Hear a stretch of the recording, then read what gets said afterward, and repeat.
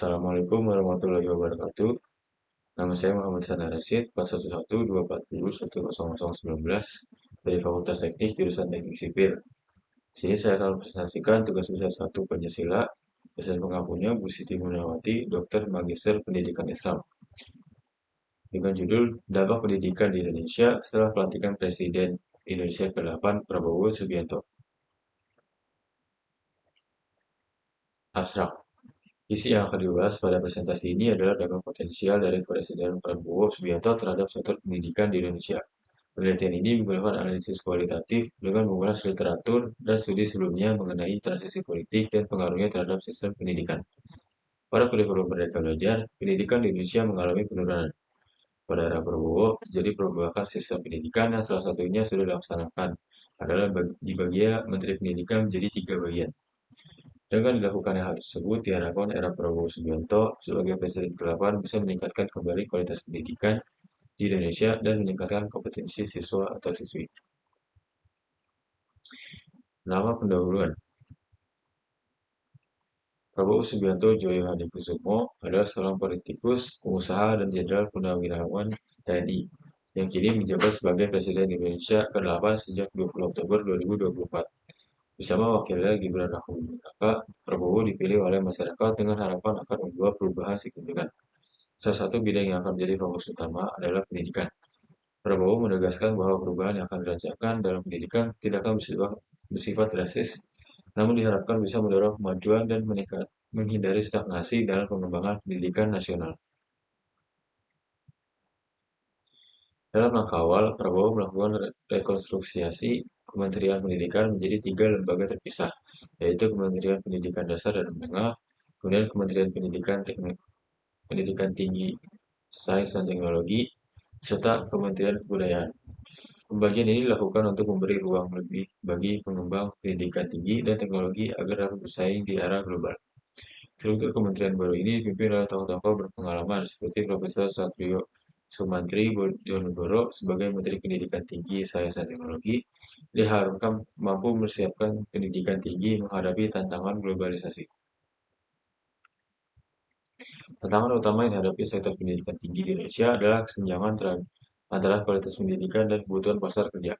Prabowo menyadari bahwa lulusan perguruan tinggi harus lebih siap dalam memenuhi tuntutan dunia kerja, sehingga pemisahan Kementerian Pendidikan Tinggi dari pendidikan dasar diharapkan dapat lebih fokus dalam meningkatkan kualitas dan relevansi kurikulum serta keterampilan lulusan.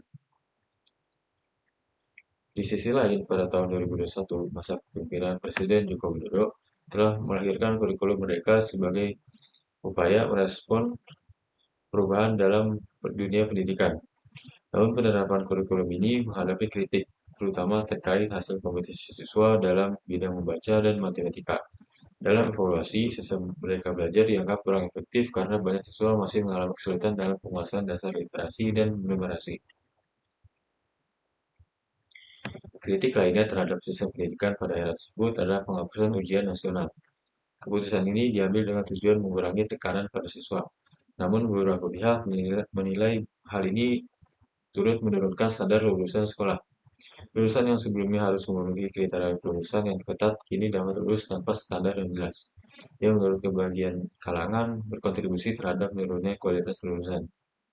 Di bawah kepemimpinan Prabowo, terdapat komitmen untuk mengatasi kelemahan-kelemahan dalam sistem pendidikan sebelumnya dan menciptakan sistem yang lebih adaptif dan berorientasi pada hasil. Program-program yang dijalankan akan difokuskan pada peningkatan kualitas pendidikan dasar dan menengah, sambil memastikan kesiapan perguruan tinggi dalam melahirkan lulusan yang kompeten. Langkah-langkah perubahan dalam sistem pendidikan ini diharapkan akan membawa dampak positif yang nyata dalam waktu dekat. Kementerian yang lebih terfokus, Indonesia diharapkan dapat membangun generasi muda yang lebih berdaya saing, sesuai dengan tuntutan global. Pada akhirnya, visi Prabowo untuk pendidikan Indonesia merupakan upaya membangun sistem yang lebih dinamis, efektif, dan relevan dengan kebutuhan zaman, yang tidak hanya mendukung perkembangan ilmu pengetahuan, tetapi juga kesejahteraan bangsa secara keseluruhan. Maka dari itu, tujuan utama penelitian ini adalah untuk mengkaji lebih lanjut langkah-langkah yang dilakukan oleh Prabowo dalam bidang pendidikan dan meningkatkan kesadaran masyarakat terhadap pentingnya kualitas pendidikan. Masyarakat diharapkan dapat melihat langsung kinerja pemerintahan baru ini dalam mendorong peningkatan kualitas sumber daya manusia. Kemudian pada bagian selanjutnya yaitu bagian pembahasan. Kurikulum Merdeka Belajar adalah program yang diusung oleh Kementerian Pendidikan dan Kebudayaan Republik Indonesia sebagai upaya untuk memperbaiki sistem pendidikan dengan memberikan kebebasan pada sekolah dan guru dalam menentukan metode pembelajaran. Program ini bertujuan untuk meningkatkan relevansi pendidikan dengan perkembangan zaman, mengakomodasi minat, bakat, serta kecepatan belajar siswa, sambil memperluas otonomi pendidikan dalam merancang pengalaman belajar yang lebih bermakna. Kebebasan ini mendorong guru untuk menyesuaikan materi dengan konteks lokal dan kebutuhan siswa, di mana pembelajaran yang kontekstual diharapkan mampu meningkatkan keterlibatan siswa, menghubungkan teori dengan kehidupan nyata, dan membuat pembelajaran lebih relevan dan menarik. Kurikulum Merdeka lebih menekankan pada penguasaan kompetensi dasar daripada sekedar hafalan materi. Dengan pendekatan ini, siswa diharapkan dapat mengembangkan keterampilan yang relevan untuk kehidupan sehari-hari, seperti berpikir kritis, kreativitas, kolaborasi, dan komunikasi. Tidak hanya itu, kebebasan dalam memilih materi esensial juga membuat kurikulum ini lebih ringan, yang bertujuan mengurangi tekanan akademik sekaligus meningkatkan kesejahteraan mental siswa. Hal ini sangat penting mengingat tekanan akademik dalam sistem pendidikan konvensional seringkali mengesampingkan aspek psikologis dan perkembangan siswa, sosial siswa. Di sisi penilaian, kurikulum mereka tidak hanya fokus pada hasil ujian akhir, tapi juga mempertimbangkan proses pembelajaran, keterampilan sosial, dan keterampilan berpikir kritis. Dengan penilaian lebih holistik ini, guru dapat memperoleh gambaran yang lebih menyeluruh tentang perkembangan siswa, mencakup aspek-aspek yang tidak dapat dicapai hanya melalui tes tulis. Namun, kebebasan ini memerlukan guru yang kreatif dan inovatif dalam merancang metode belajar yang lebih fleksibel dan adaptif. Masalah yang muncul adalah tidak semua guru, terutama di daerah terpencil, memiliki akses pelatihan atau fasilitas yang memadai untuk mengimplementasikan pendekatan baru ini secara efektif. Tantangan lainnya adalah kesenjangan akses terhadap teknologi digital yang seringkali menjadi bagian dari media pembelajaran dalam kurikulum mereka. Implementasi kurikulum yang berbasis teknologi ini membutuhkan dukungan perangkat keras dan akses internet yang tidak merata di seluruh Indonesia, di wilayah Indonesia, terutama di daerah pedesaan. Kesenjangan ini dapat menghambat kesetaraan dalam proses pembelajaran, menciptakan perbedaan yang cukup signifikan antara sekolah di kota besar dan di daerah terpencil. Selain itu, variasi dalam standar penilaian akibat otonomi yang diberikan kepada sekolah juga menimbulkan tantangan. Implementasi kurikulum merdeka yang berbeda-beda atau sekolah membuat standarisasi penilaian nasional menjadi sulit, sehingga evaluasi capaian siswa di tingkat nasional menjadi kurang komprehensif. Meskipun hasil jangka panjang itu belum dapat dievaluasi secara penuh, beberapa pihak atau optimis akan potensi kurikulum merdeka dalam menghasilkan lulusan yang lebih siap menghadapi tutut tantangan masa depan.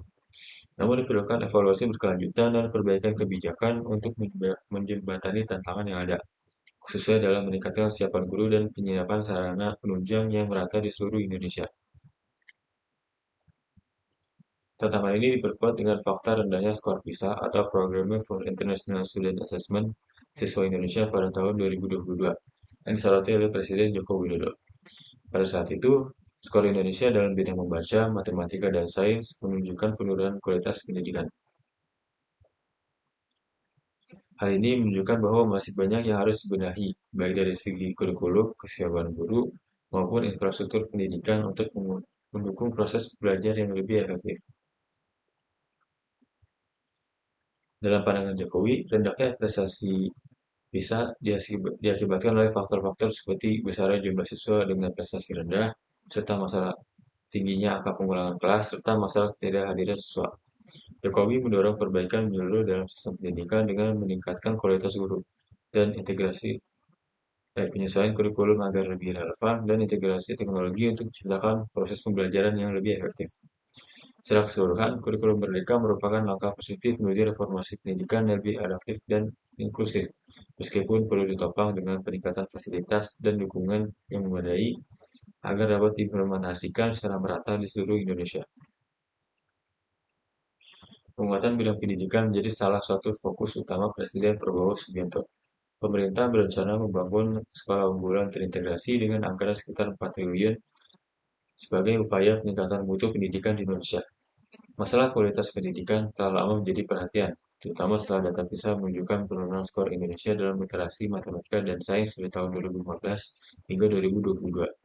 Skor ini, skor Indonesia kini berada dalam tiga terbawah, bersama dengan Filipina dan Kamboja, menunjukkan urgensi untuk meningkatkan kualitas pendidikan di tanah air. Langkah reformasi dimulai dengan penugasan kepada Menteri Pendidikan Dasar dan Menengah, Abdul Muti, untuk melakukan evaluasi terhadap berbagai kebijakan pendidikan. Salah satu fokusnya adalah reformasi pengajaran matematika di tingkat sekolah dasar. Presiden Prabowo berpendapat bahwa pengajaran matematika dari kelas 1 hingga 4 SD memerlukan peningkatan karena matematika adalah dasar penting dalam pengembangan sains dan teknologi. Reformasi pengajaran matematika diharapkan akan memperkuat kemampuan siswa dalam menghadapi revolusi industri 4.0 yang menekankan pentingnya penguasaan ilmu eksakta. Pemerintah berharap peningkatan kualitas pengajaran ini dapat menciptakan generasi yang inovatif dan siap menghadapi perubahan global. Selain itu, pengenalan matematika sejak taman kanak-kanak juga akan diupayakan sebagai langkah awal penguatan pendidikan sains dan teknologi. Untuk mendukung peningkatan kualitas pengajaran, pemerintah juga merencanakan pelatihan khusus bagi guru matematika. Pelatihan ini bertujuan agar para guru memiliki metode pengajaran yang lebih efektif dan menarik bagi siswa. Selain membangun ketertarikan siswa terhadap matematika, upaya ini juga diharapkan mengembangkan kemampuan berpikir logis yang akan bermanfaat bagi mereka di masa depan. Selain reformasi pengajaran, pemerintah juga berencana meninjau kembali kebijakan ujian nasional atau UN, kurikulum merdeka, dan sistem zonasi dalam penerimaan peserta didik baru atau PPDB. Menteri Abdul Mukti menyatakan bahwa pihaknya sedang mengumpulkan masukan dari berbagai pakar dan masyarakat sebagai dasar untuk mengambil keputusan yang lebih tepat terkait kebijakan-kebijakan tersebut.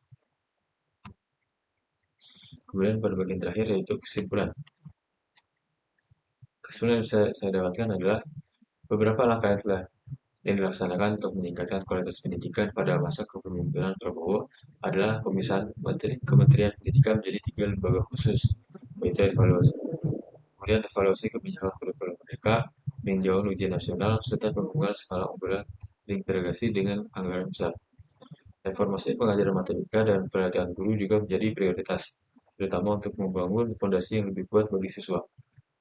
Tujuan akhir dari inisiatif ini adalah mempersiapkan generasi Indonesia yang lebih kompetitif dan siap menghadapi tantangan global. Sekian presentasi yang bisa saya sampaikan. Terima kasih. Assalamualaikum warahmatullahi wabarakatuh.